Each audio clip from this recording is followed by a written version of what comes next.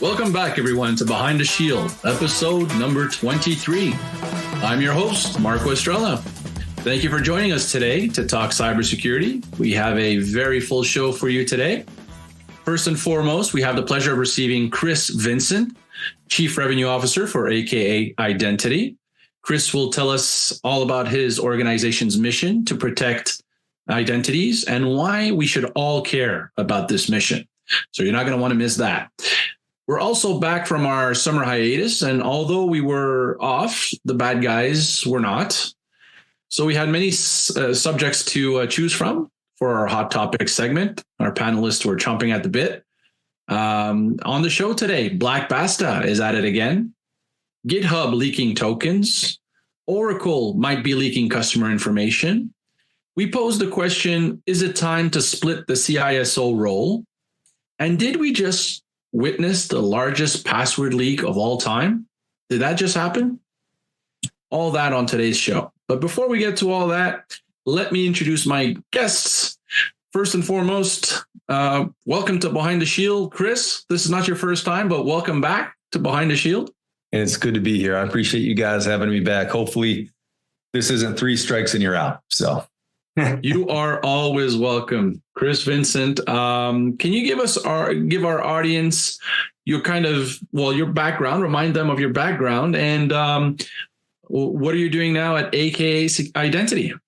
Yeah. So my background is I've been in the go-to-market side for a while. I started off a million years ago in the Intel space, migrated out of it into consulting, and then started in the first technology company that I worked for a million years ago called EI Digital Security, later became Beyond Trust, and another identity company. Mm-hmm. From that moment on, I just love solving problems, hard problems. And to date, I've spent almost 20 years now in the go-to-market function, from everything around building programs to dealing with compartments to specific technology players. And I've always been kind of part of the founding or initial crews that started those companies and grew them to what they were. So I will keep my baseball card short because I know people aren't here to hear about me. They want to hear about some of the recent events. So, well, some might disagree with you on that. We're very, very happy to have you. Let me introduce the Behind the Shield team as well. From Montreal, we have Virtual Guardian CEO, Patrick Naum. Hi, everyone. I'm hoping you're all having a great summer. From St. Paul, Minnesota, Virtual Guardian USA President, Bill Stroop. Hello. And Chris, if you're good at fixing hard problems, I think my wife wants to have a conversation with you sooner than later about me. But yeah, I don't know if I can fix humans, man. So all right, sounds good. And last but not least, from West Virginia, Virtual Guardian's Senior Director, U.S. National Sales and Solution Architects, Jason Williams. How's it going, Jason? Good afternoon. Thank you for having me back. And always on from the hollers. Beautiful. So how was the summer? We were on a hiatus. We didn't have a show last month. So we haven't been doing the Behind the Shield. We skipped August, as I should say July. So yes. What's new and exciting? I'm not gonna lie, guys. I appreciated last week when it was in the low 70s, high 60s, and now it's back to 90. So I melt like an ice cream cone when it gets that warm. Well, you're like Jason. You're just like Jason. Yeah. When I get younger, I want to be like him. But yeah, it's brutal. So I'm looking forward to cold snow. Well, honestly, it's been a good summer. I mean, maybe not as much golf as I'd like, but a lot of mountain biking, a lot of hiking. So a lot of work, which is always good. So it's been a good summer. Yeah, in my case, summer started early. I went out west, Western Canada, and I just got back home before the forest fires. Fortunately for us, but unfortunately for the hotel we stayed at in Jasper, just was burned off the surface of the earth. The fire went through Jasper and a few of the places we met and we were at, and the hotel burned down completely. Wow. That's our thoughts go out to all the people affected in the US and in Canada for all those forest fires that are getting worse every year. Yeah. Jasper, and I got to enjoy the heat. I got to enjoy the heat by shooting 3D archery in the middle of the woods in 99-degree weather. So that was fun, but also, rewarding at the same time. Very nice. Well, that's good. Sounds like everybody's rested. Everybody had a nice little hiatus there. So I guess let's get down to business, back to school, business rush and whatnot. And Chris, I wanted to start the show off with you. AKA Identity is like in the very competitive identity space, obviously. I have a couple of questions that the panel and I have prepared. Well, firstly, can you just summarize why identity is crucial today, why it's important, and why we should pay attention to it? Yeah, it's a great question.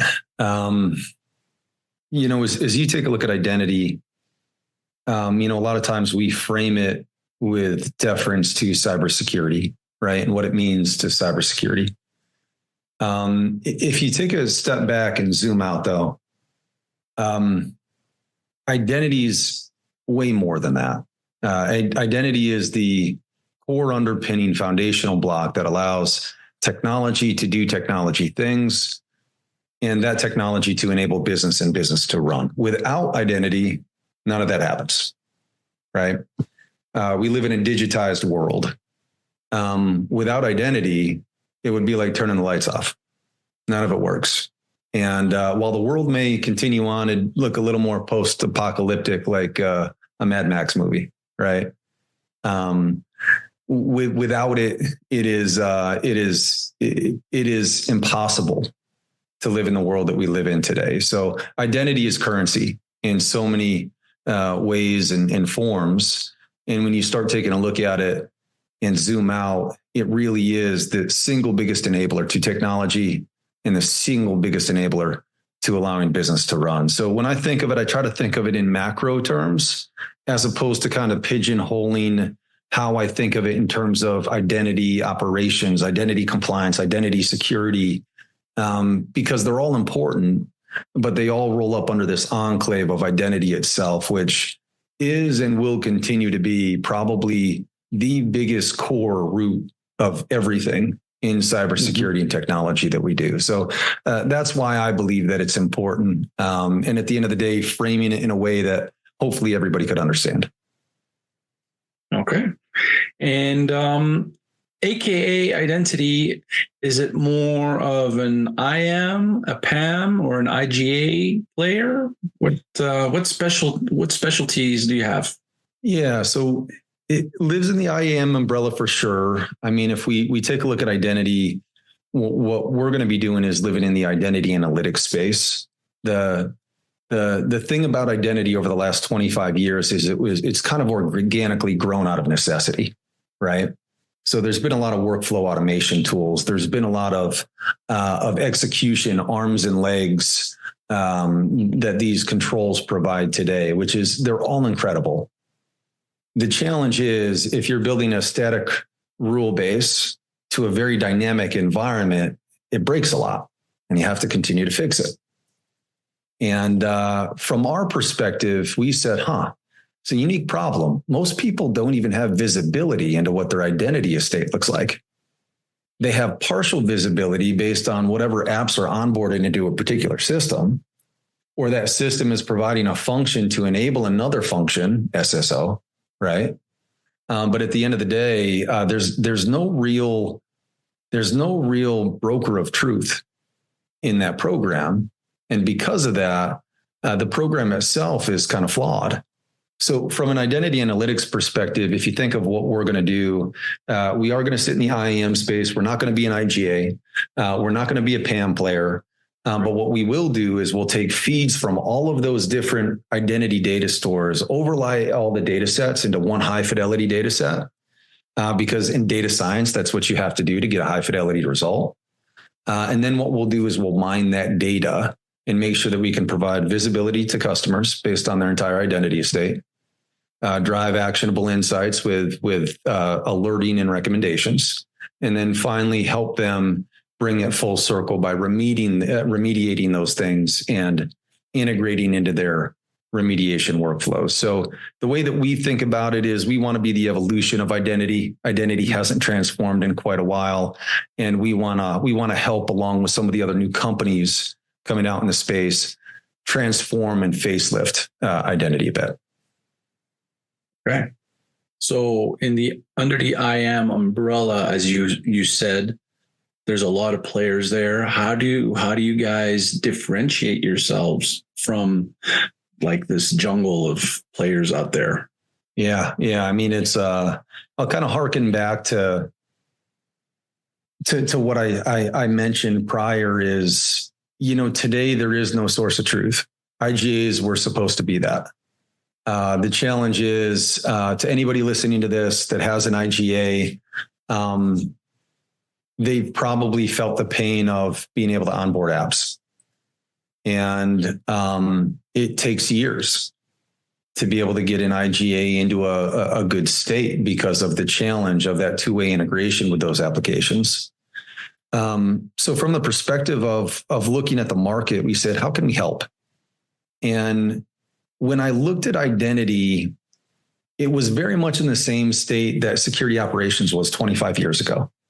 So remember when we had firewalls and web proxies and antivirus, and in order to do an investigation, you had to manually log into each interface, munge together all of the logs and data for your investigation, cross your fingers and hope you didn't make a mistake, right? Yep. Whereas if you look at identity today, it's the same thing. These tool sets, they don't really talk to each other. There's integrations, but they're very fickle. They only take the information that they need and they trim the rest of it out.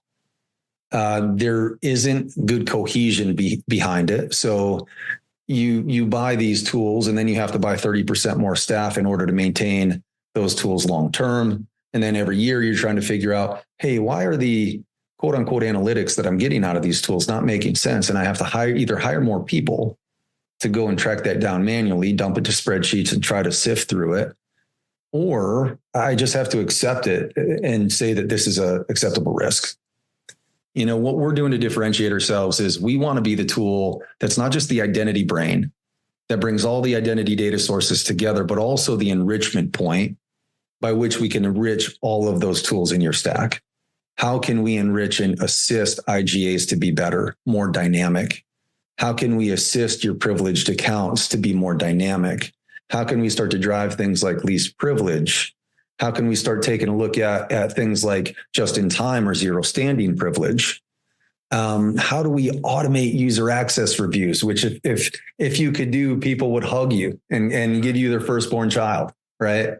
There's a lot of things that when you become that brain and you own the data, you can do so many things with it. The challenge has been most technologies in the identity space have started at the execution angle. I'm going to take a task and I'm going to do something with that task.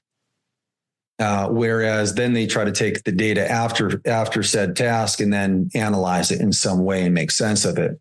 We're looking at it the opposite. We just want all of the data. And once we have all of the data, that will tell us the task that we need to take independently for every company. And it's not a uniform thing. They're all snowflakes. And we can do that on a snowflake basis if we can make sense of that data. So how we're differentiating ourselves is we want to be the identity brain and the enrichment funnel for all of your identity infrastructure so that it can truly become the core basis of your technology, of your business, of your security program.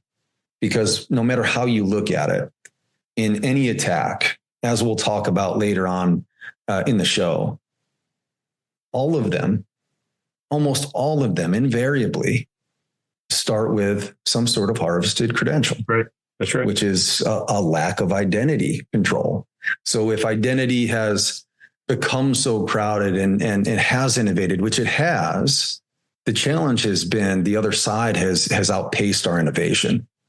And we need to start to take a look at the problem different. And identity is the last true technology sector that doesn't take advantage of the data itself.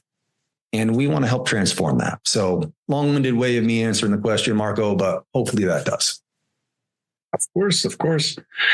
And you briefly alluded to wanting to be kind of the future the company wants to be kind of the future of identity. Are we going to still be concerned with identity in 5 years? Can you give us a little glimpse? I selfishly have to say yes. Right. Yeah.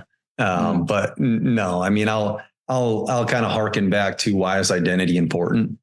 Until AI takes over and we become a hive mind and identity is no longer a thing. Identity will be the most important and critical aspect of our daily lives, whether we're a consumer, whether we're an employee, it doesn't matter the reference angle that we come at it from. We will be talking about identity for as long as identity is a thing and people are people. So over the next 5 years, not only do I think we'll talk about it, I think identity is going to become a primary topic of not just technology leaders discussions, but also business leaders discussions, because now people are waking up to the fact that this is the core underpinning of everything we do. And the reason that we're running into so many problems and we have to make such a huge investment into these things is because our foundation is broken.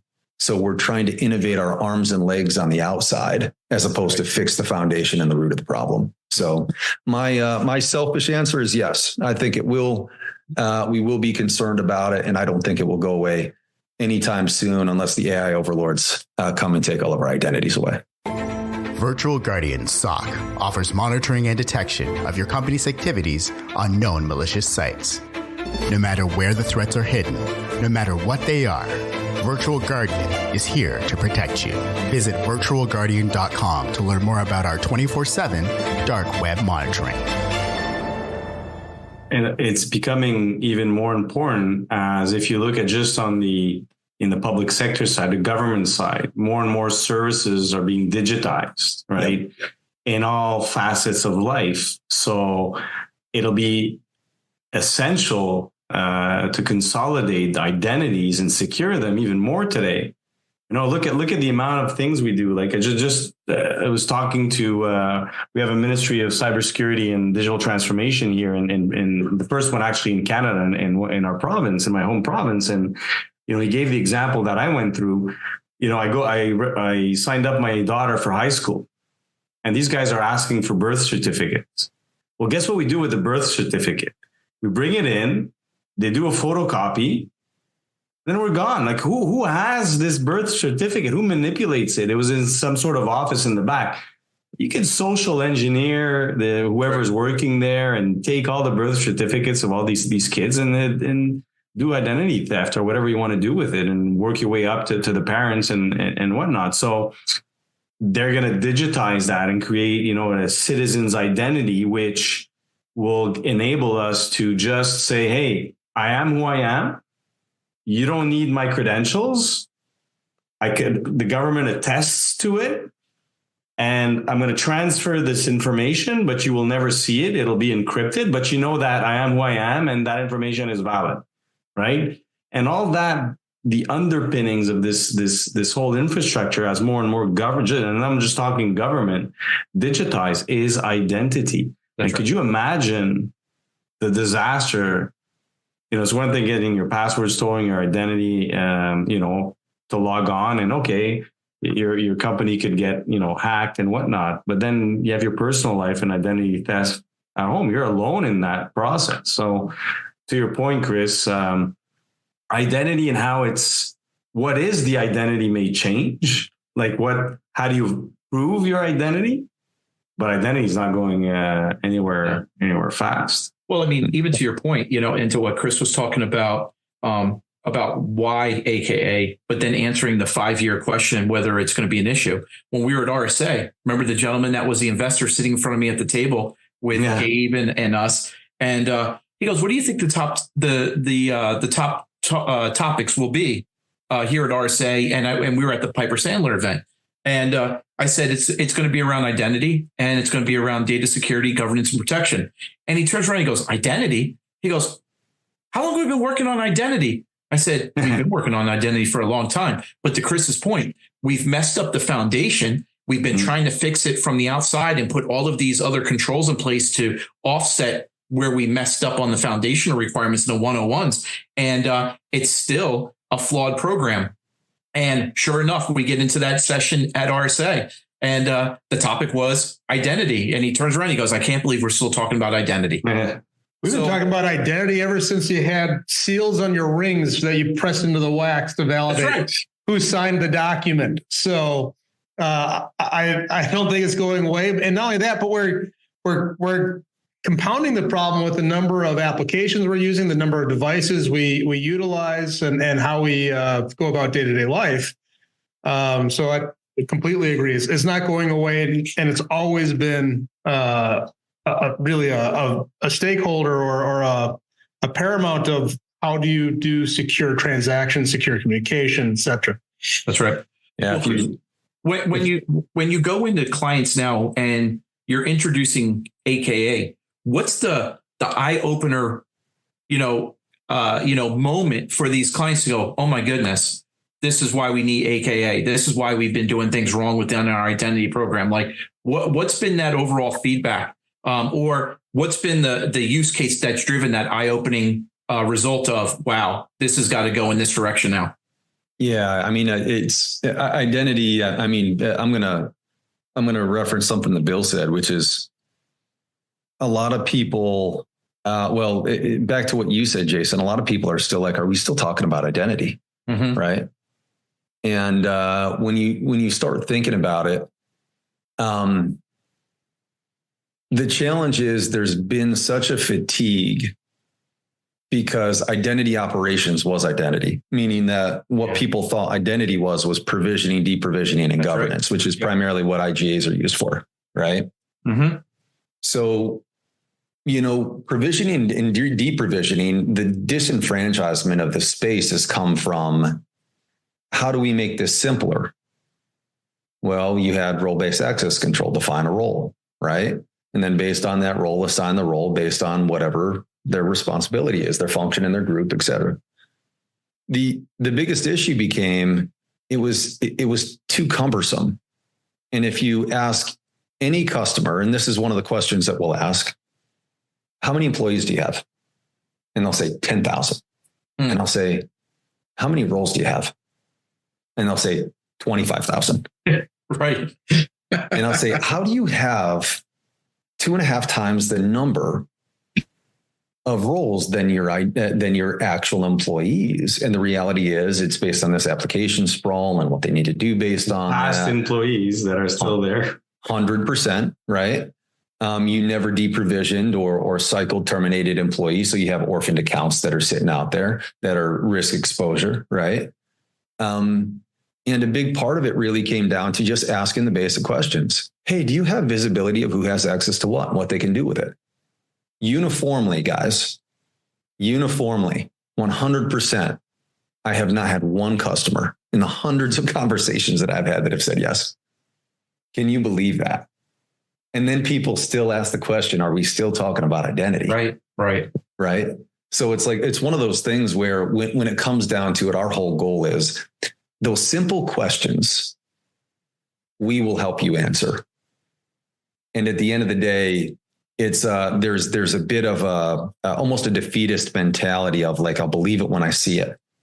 And we're like, great, then let's show it to you. Right. So, from our perspective, I said part of what our job will be in being this identity brain, we're going to be like the janitors of identity for the next 5 years, just cleaning up the identity mess that everybody has.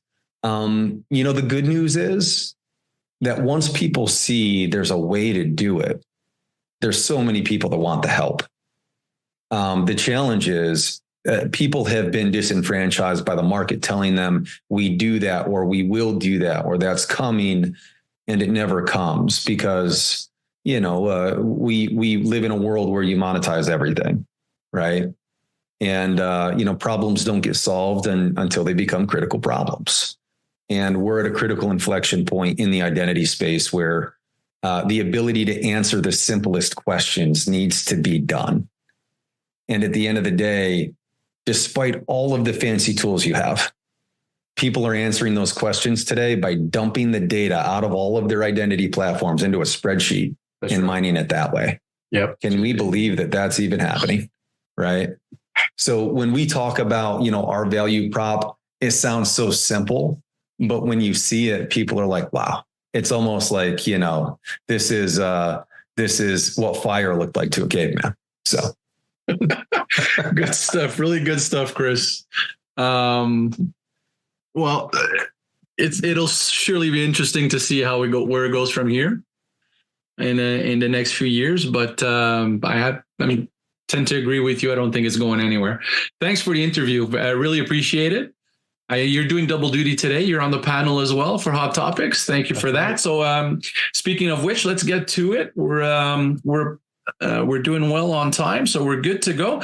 I wanted to start before getting into specific panel chosen hot topics. I asked Jason for a little favor, but everybody can chime in. I wanted to have a little update on the blue screen of death debacle with CrowdStrike. I wanted to.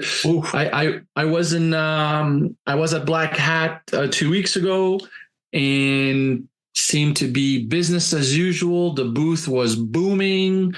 Patrick noticed today the stock is going up. He was mentioning to me this morning. So what's going on? I think 30 days later, what's going on with that? Well, I think to the point made, unfortunately what happened with CrowdStrike is not uncommon. If you see what happened with them, they're the new sacrificial lamb, unfortunately, because of the availability of the CIA triad within security of having a breach from that side of the house, but not a breach from an adversarial standpoint. And I think they did a good, they were good in communicating now on what things look like from their standpoint, how they were able to help bring clients back online, but also to the point made with the stock that's going up now. They had really good results in their last quarter, but they also identified that based on what happened, they're probably going to see some down revenues that Patrick will probably mention as well. And the stock is flourishing, and they got a new stock evaluation at like $400 a share. But to the point, where is it and what customers are looking at now, or clients are looking at now, is kind of twofold. First, we kind of went back to what happened in the mid 2000s with Symantec and Microsoft, right? Symantec had the same issue, a driver update at the level of access they had within the operating system made a blue screen of death. With my good friend Chris on, we're really close, and we've been at some companies together. We've experienced that even in some of our companies where an update happened, maybe collided with an update or an unknown update on the Microsoft side, still yet to be determined, where those two collided, and now you have a BSOD that happened. The difference is that the impact was so wide because of the coverage and the deployments of CrowdStrike. So now you have customers, and we've been speaking with them, and I've also brought this up to folks on this panel, so it'd be good to get their take. Are we going back to the early to mid 2000s where I have my primary stack of technical controls to protect my environment, and in my backup or operational disaster recovery side, to stay operational, that's what I was looking for on that back half instead of operational in the beginning, is do I run another technical stack? So you're starting to see clients that said, I don't run CrowdStrike on this side, and we were good. And so it piqued them like, oh no, should we be running two stacks, increase a little bit of management overhead, but still have operational efficiencies at a degraded level, maybe 30 to 40% of operational status, maybe 20, but still the lights are on. Right. So it's unique. I think CrowdStrike has recovered. They're probably going to go through some rounds in the next coming weeks on the lawsuit side. We'll see how that goes. But overall, I think they've recovered pretty well. But I'll digress and let everybody else jump in on that.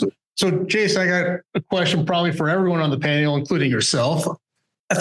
I think CrowdStrike could have avoided all of this, and we've talked about this as well, if they would have had the capabilities to roll out the software in a controlled fashion, put it into a lab, N-1, whatever it might be from a strategy perspective. But the fact that there was no capabilities to do this testing. It was pushed out to all clients at the same time. There was no way to roll back except for a reboot. And unfortunately for some people, the blue screen of death, finding your keys to unlock your machine and do a full system restore. Yeah. Are we going to see N-1 from CrowdStrike when they re-engineer the product and say, okay, we got to make sure we don't do this again? Well, they gave a detailed, in-depth analysis of what happened, but not only that, a detail of what corrective measures they were going to take. And a lot of those corrective measures were also audited and recommended by a third-party company. Of all the incidents I've seen over the many years I've been in this business, they had the best preparation, the best communication. Absolutely. Agreed. Across the board, hands down. They did. You would hope they did, because that's what they do, because they have an incident response company and services. So they know what's what. They've seen, and a lot of companies have a lot of trouble because of that. So the detailed analysis did definitely. And you know what? At one point, I fell as kind of asleep reading it, because there was too many details. They had a summary, and then they had a really deep dive in the code, exactly a play-by-play of what happened. Never trust. Always verify. Have you adopted a zero trust security framework? Do you require all users, whether in or outside your network, to be authenticated, authorized, and continuously validated to get or keep access to your applications and data? Only the paranoid survive. So keep your intellectual property safe with a zero trust attitude. Contact ESI at info@esitechnologies.com or visit esitechnologies.com. If I may, a couple of statistics came out today. So they're going to be giving up to $60 million in credits to clients. They cut guidance by $86 million for the year, but they're still going to make $3.9 billion in revenue. Stock has gone up, I think $10 just today and up yesterday. A 90% retention. I guess it's still early, 98% retention after the incident. I'm sure Delta's in the 2%, especially since both Microsoft, I couldn't believe this, Microsoft and I'll paraphrase it, CrowdStrike and Microsoft both criticized Delta, blaming the airline for an extended problems when other airlines were quickly back to normal operations. Wow. I can't believe that. Well, I can't confirm this, but I've heard that there was assistance offered, but not the phone wasn't picked up from Delta to get the assistance. So I don't want to be spreading rumors, but that's the rumor I heard. So I just did. And the other piece of information that has come out, and maybe it goes to show the full transparency. It says here, obviously we have the $500 million number that Delta floated there in terms of the cost of their business. But then CrowdStrike says, letter from CrowdStrike legal counsel to Delta's lawyer. I guess someone got wind of that. Said it's prepared to fight any lawsuit and that its liability was contractually capped at single millions. I saw a number around 10 million. Did you pull that off of WikiLeaks? No, this is Yahoo Finance. This is CNN Yahoo Finance. We may see an N-1 by them. Chris and I have seen N-1s in other organizations that have experienced some of these. Or if somebody can create a virtual capacitor that can hold the config and easily roll back on a moment's notice, you never know. I think what you'll see is like the N-1s are good, but CrowdStrike had a really good point on this. Is their platform is built to protect against the latest threats in real time. That's right. And the biggest challenge with N-1 is you don't do that.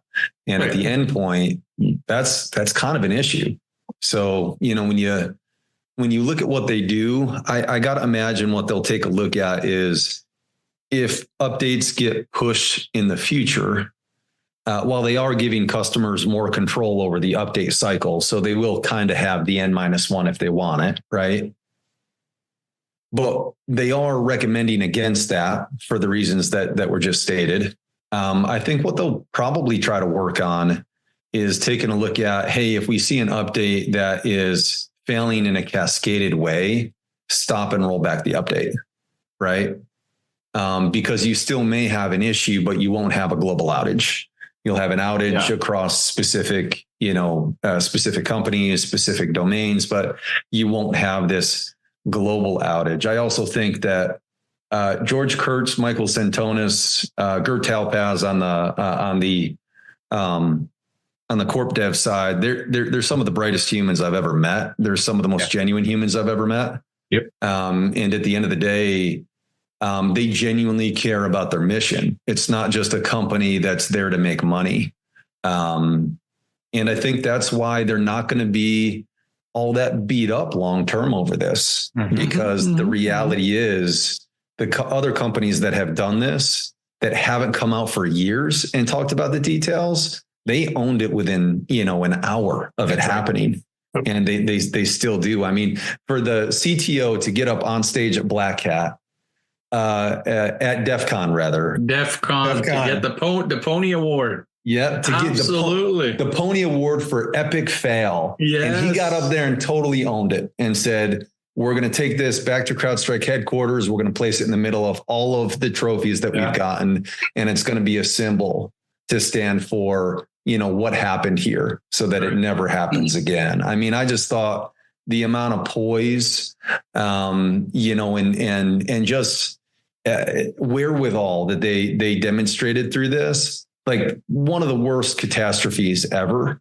And at the end of the day, they managed it as well as you could. That's right. Right. And I will say that I was a fan. I still am a fan. And I don't think long term it's going to hurt them. I think it's going to actually drive their innovation, and it's going to drive people closer to them. So going back to the question asked, will people run split environments based upon on this outage? And my answer is probably not, unless you're going to diversify everything from your operating system to every other single control in your environment.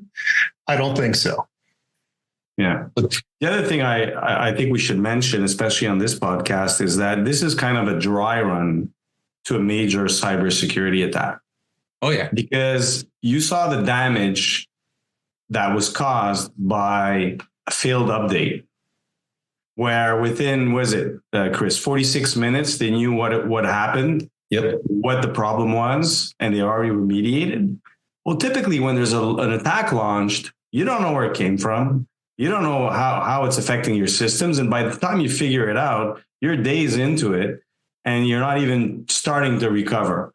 So warning to people out there that are cutting corners in cybersecurity, this was a dry run, because if it happens following a cybersecurity attack and you get this amount of damage, you're not recovering before weeks. That's right. Not months from this. So yeah, it was kind of a dry run to me. Thank you, gentlemen. Thank you for that recap. That was good. I agree with. I think it's general consensus here that the response was good, and they'll land on their feet. Yeah. Let's move on to a hot topic, shall we, Patrick? CISOs nowadays have a pretty long list of responsibilities, and some are starting to say that it might be time to think about splitting the role. Do you agree, and why?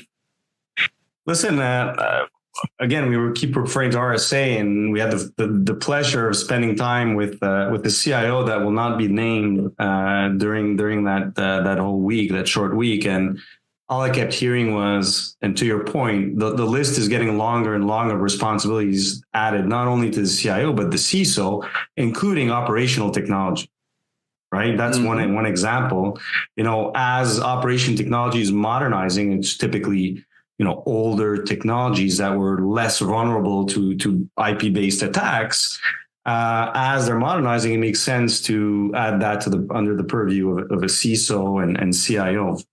So when I saw this article come out and saying, okay, well, it's time to split the roles, it got me thinking, and it piqued my curiosity.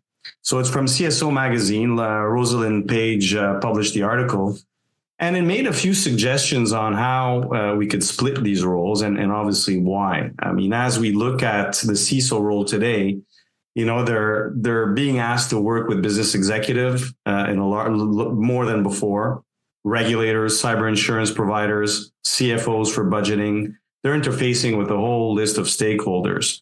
And it requires a specific amount of skill and attitude and experience to deal with all those different contexts, because they're contexts that are completely varied. And I even mentioned the technical aspect of defending your network in what I just mentioned. So the list is long. So then she exposed a few scenarios on, how could that look? How could splitting the CISO role look? One of the first things that was discussed was splitting the role in two. So having like a CISO type role that's only worried about risk, and governance, and having a head of a chief security operations role, but that role reporting to the CIO. So just there, you have a situation, because on the one hand, you need representation on the board for cybersecurity. So you're thinking, the CISO with the risk and governance aspect will take care of that. But then we would be coming back to a lot of, for some organizations, it still is the case today. Others moved away from having security operations reporting into the CIO versus the CISO, which brings all sorts of different issues, right? Because if you look at risk management and how you have on one part, you have the risk component, but you want to be able to mitigate that risk. But the CISO in this case doesn't have the means or the budget to mitigate, depends on his security operations officer, which reports to the CIO. And the CIO has different priorities and responsibilities, right? They're looking for performance, enablement, cost cutting, whereas security is security, slowing down certain processes and making, like, let alone when you're talking about application development, which is under the purview of the CIO, think of the situation where, you have to slow down coding as an example, or bring more processes within the software development process. You have this sense of competing agendas that potentially could create problems.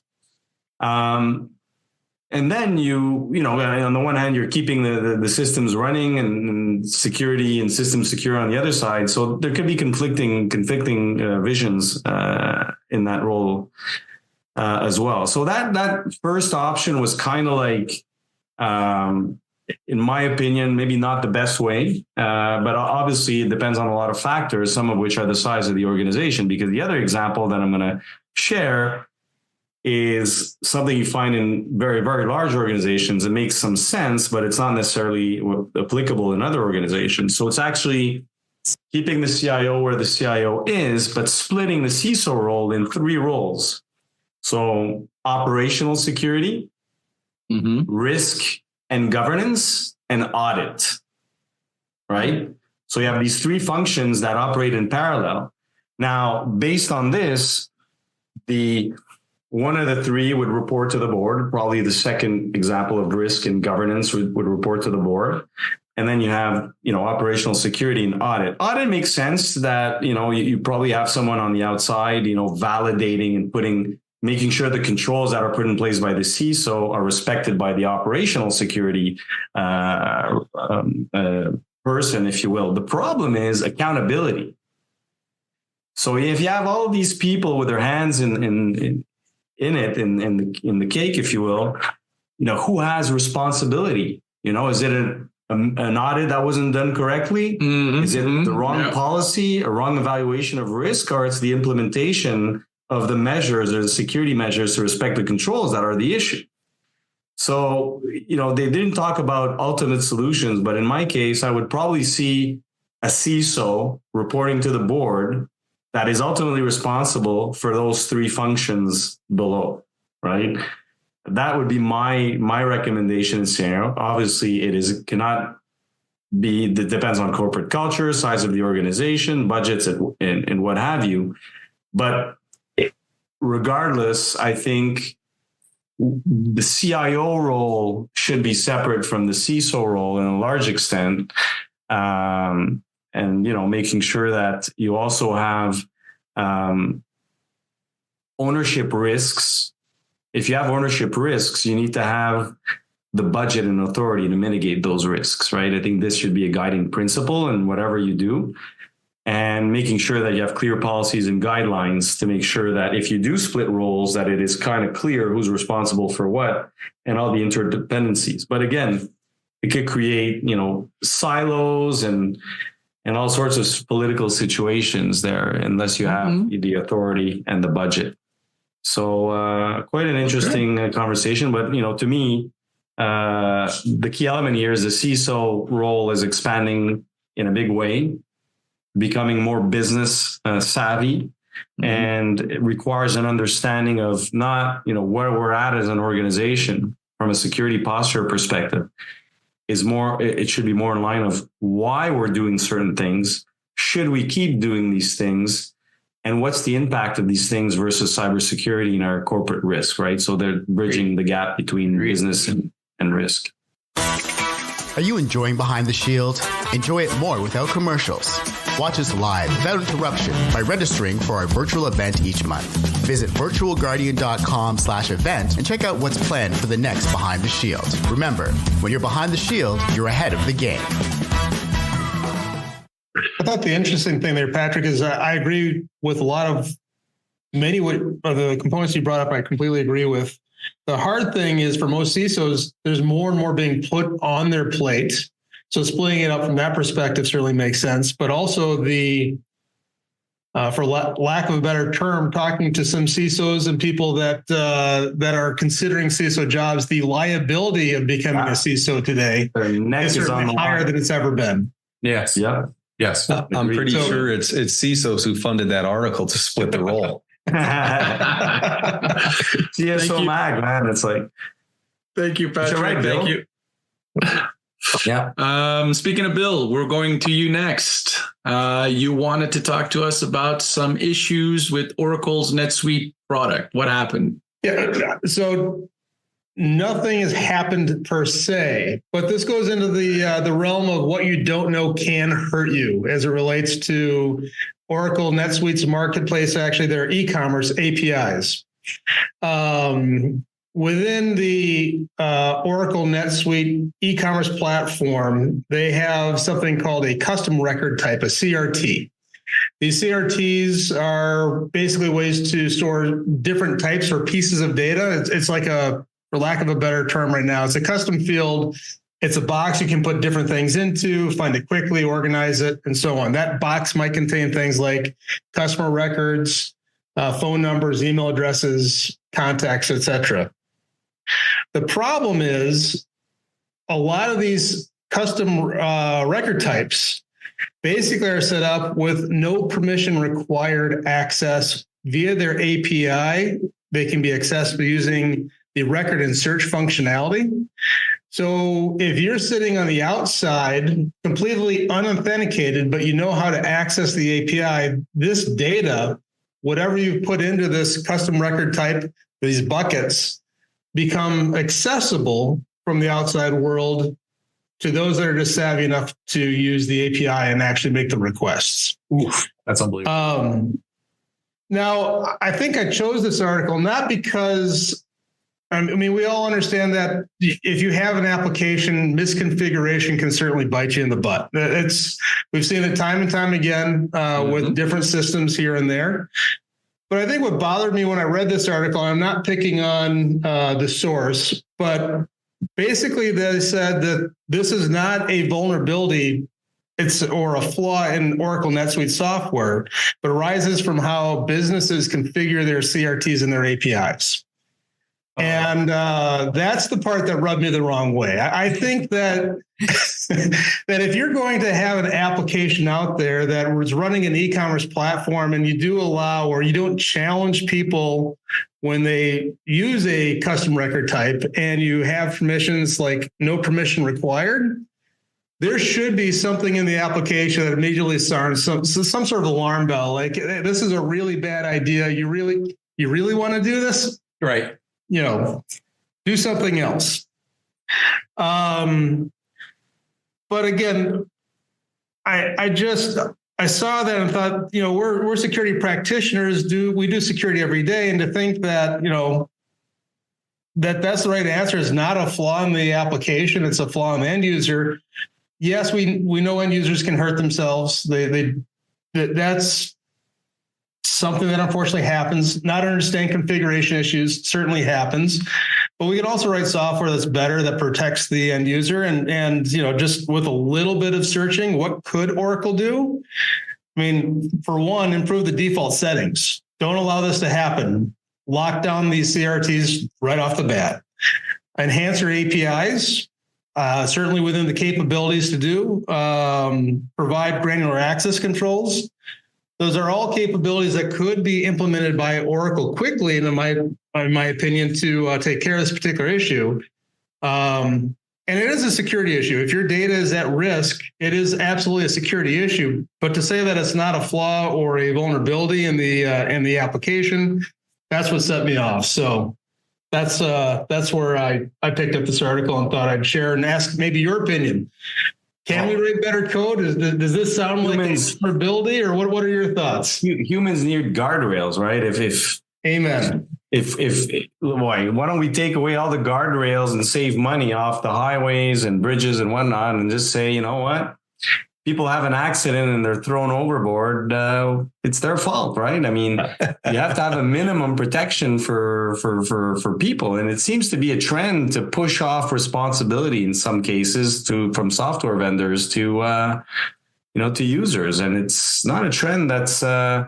Although the federal government is starting to reverse that trend with, I forgot the name of the program there, but they're going to do more requirements in terms of putting minimum security in all sorts of products and software manufacturing. Really?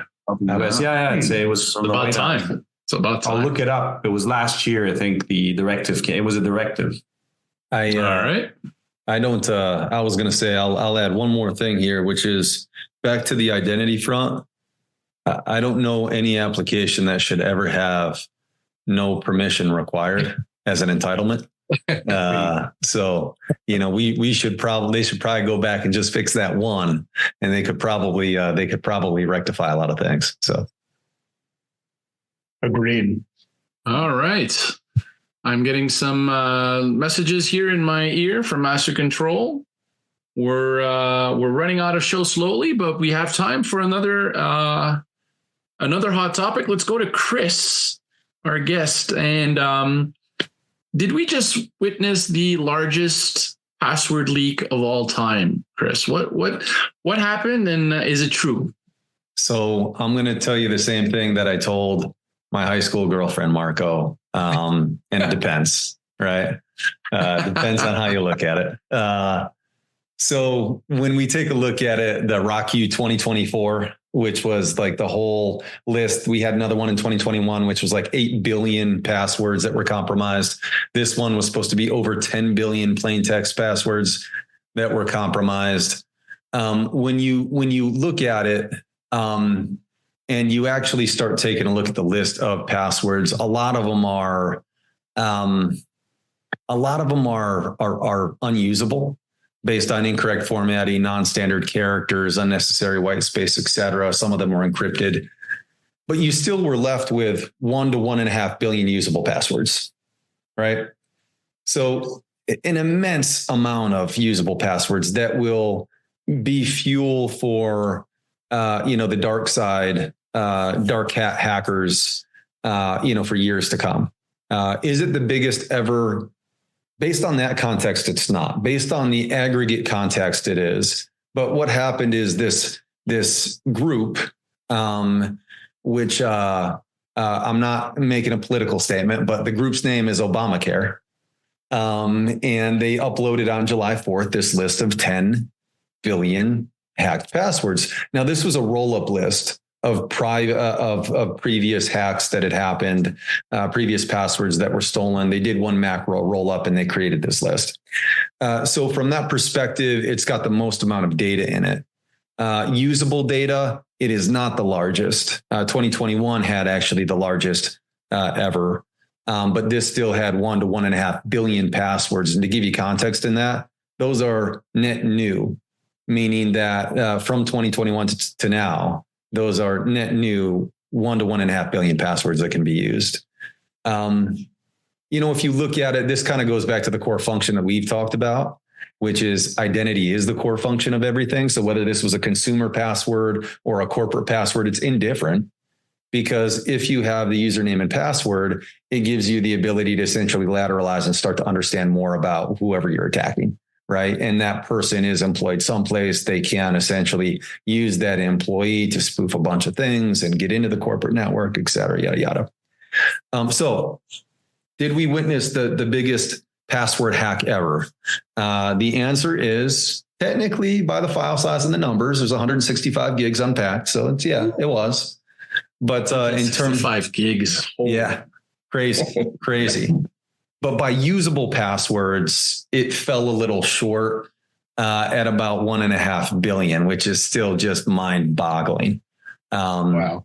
It's going to be a problem for years to come. And the thing that I think about it is it emphasizes the core importance of not just identity, but like core underpinning foundational components of it. Hey, if you have a username and password, make sure that it's strong, make sure that you rotate it. If you don't, you're in trouble. If you reuse those passwords, you're probably in trouble. And as long as we have usernames and passwords, it's going to continue to be that way. But I also think this will drive innovation, where we'll start to see, how do we seamlessly authenticate? How do we get rid of usernames and passwords? Not just the passwordless stuff like, authenticating with, biometrics, but also some of the other things of how do we do or come up with concepts like distributed IGA, which is something that we're working on, where we can use a device and known things about a person to essentially authenticate them using a blockchain, which is immutable, right? Things like that, I think, are going to drive the industry. And then this type of stuff will be yesterday's news, but then we'll be talking about something else that's cool. That's right. So, I just had a flashback of hackers and just was like, oh, they got in with the password GOG and they're going for the garbage file. I was just, that's all I see right there. Hack the Gibson. Oh boy. Man, just 165 gigs of text. Can you imagine just the sheer size? How do you know if your password's in there? You just assume it is? You almost have to assume that it is. I mean, right? To give a little bit of hope to everybody, if you were to try to do credential stuffing, like if an attacker were to try to do credential stuffing against all of those and they were all good, it'd take them 47 years.